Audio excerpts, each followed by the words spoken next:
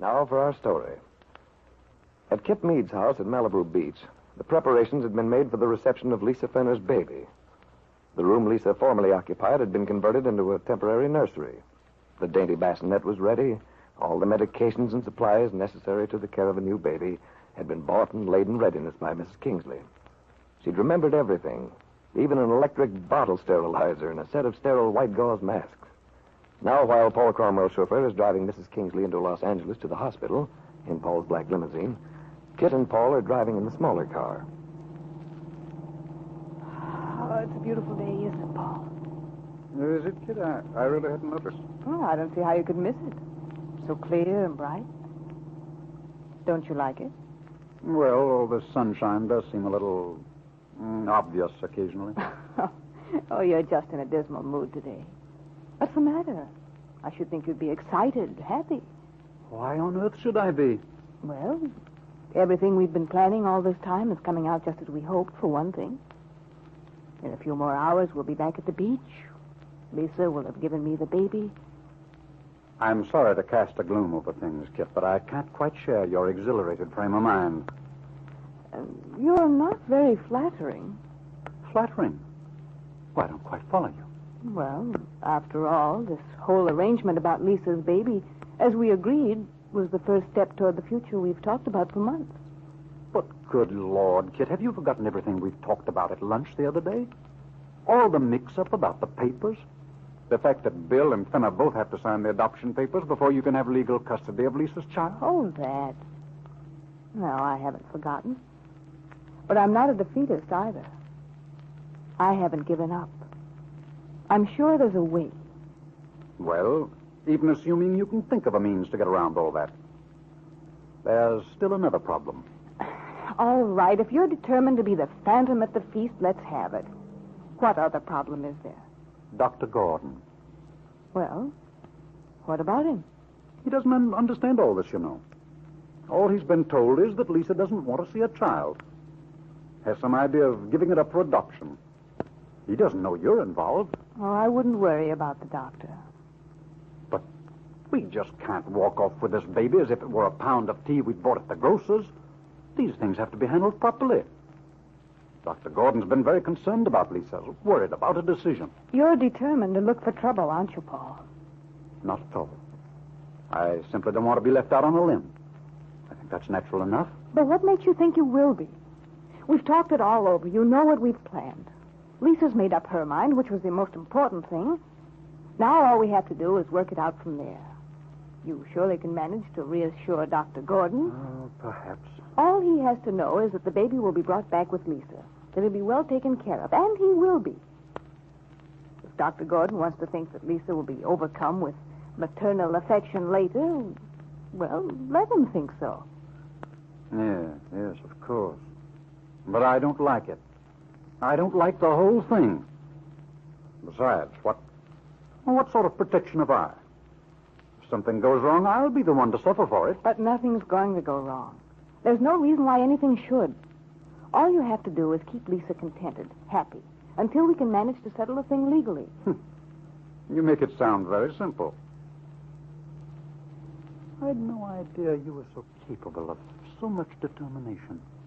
Perhaps you've never observed me before when I was wanting something very much. Perhaps not. Sometimes I wonder just what it is that you do want so much. Sometimes I think the thing you're chiefly concerned with, Kid, is the child. But everything else we've talked about is simply incidental. I do want the child very much. I admit it. But I wish I knew why. Why you're so determined. Don't worry, Paul. You'll know when the time comes. They lapsed into silence then, while Paul devoted himself to driving the car through the heavy city traffic. Kit rested her head back on the leather cushion. She was thinking... Yes, Paul. You'll know when the time comes. Maybe you'll be surprised. Bill, I keep remembering that dream I had the night of the accident. Bill was so happy in the dream. The way he used to be before we were married. Laughing, tender. The way he used to be. Bill will love having a son. He'll be proud. Proud of me, too. He'll never leave me now. Not if he has a son. Oh, if Paul knew how I feel. But he doesn't know. And everything will be taken care of by then. We'll have the papers signed somewhere. The main thing is the baby. I've got to have it. I'm going to have it. In a few minutes, they had arrived at the hospital. Mrs. Kingsley and Max were already there, sitting in the parked car. Kit waited anxiously while Paul went up to talk to Dr. Gordon in his office. Good afternoon, Dr. Gordon. Oh, Mr. Cromwell, I expected you'd be in. Yes. This is the day, isn't it? How is Mrs. Fenner today, Doctor? Well, Mr. Cromwell, I'm still not satisfied with her frame of mind. No. Is she disturbed? She still insists she doesn't want to keep her baby. Really? Oh, I thought our little talks with her might have taken effect by now. That possibly she'd have changed her mind. Yes, I've been hoping so, too, but it's very odd. She seems to be determined. And she offers no explanation. Oh, I see. I wanted to talk to you first, but under the circumstances, there's really not much I can do. I'll just have to get in touch with one of the agencies which take care of these situations. Excuse me, Doctor. I've been thinking it over ever since I talked with you last, and I rather thought this might be the case when I came in today. So I made plans accordingly, on the basis of your suggestion. Yes, Mr. Cromwell. You remember your suggestion, Doctor, that if Lisa were in a more natural environment with the child, having the responsibility of its care, with assistance, of course, she might develop the natural maternal feelings. Yes, that frequently does happen. Well, on that basis, I've made the arrangements for taking Mrs. Fenner and the baby back down to the beach. All the preparations have been attended to. I told you Mrs. Kingsley, the housekeeper, is a very efficient woman. She's had experience and seems to be confident that she can manage. Oh, yes, I'm sure she's quite capable. I give her the funds, of course. Told her to buy everything necessary for the baby's care. She seems to have provided a very well-equipped nursery. Well, excellent. I think you've been very sensible. It seemed to me as if it'd be worth a try in any case. Exactly. And we'll hope for the best. It's not at all unlikely that Mrs. Fenner's whole perspective will change when she sees the child every day, watches it develop. I'm glad you approve, Doctor. Oh, I do. Yes, indeed. Now be sure and keep in touch with me, Mr. Cromwell. Let me know how things turn out. I will, Doctor. Mrs. Kingsley is waiting downstairs. I'm rather at a loss about these things. Just what is the next step? What do I do now? That's right, Mr. Cromwell. I keep forgetting this is all a new world for you. Well, as a bachelor, I've led a rather sheltered life, you might say. Well, it's very simple, really.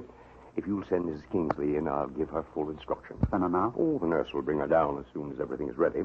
Is your car parked at the side entrance? That's the way they'll be coming down. No, it isn't, Doctor. Perhaps I'd better see to that, and I'll have Mrs. Kingsley come in and talk to you. That'll be fine. I'll take her up to the nursery and see that everything goes smoothly. Well, Doctor, I seem to be constantly in your debt. You've been most helpful. I'm sure Mrs. Fenner appreciates it as much as I do. It's quite all right, Mr. Cromwell. I've been very interested in this case. And I'll be sure you let me know how it turns out. I'll expect to hear from you. And if things go as I hope they do, Mrs. Fenner will end up by being devoted to her baby. Yes. Yes, I'm sure she will. Dr. Gordon had gone to the door with Paul. Now he stood watching the man's tall figure as he strode down the corridor to the elevators. He was thinking what a fine, considerate chap Cromwell seemed to be. So devoted to Mrs. Fenner. So concerned about bringing her and her newborn baby boy together. But what Dr. Gordon doesn't realize is that the very opposite is true. That Paul, at Kit Meade's insistence, is devoting himself in every possible way to keep Lisa away from her child. to strengthen her in her resolution to turn the baby over to Kit.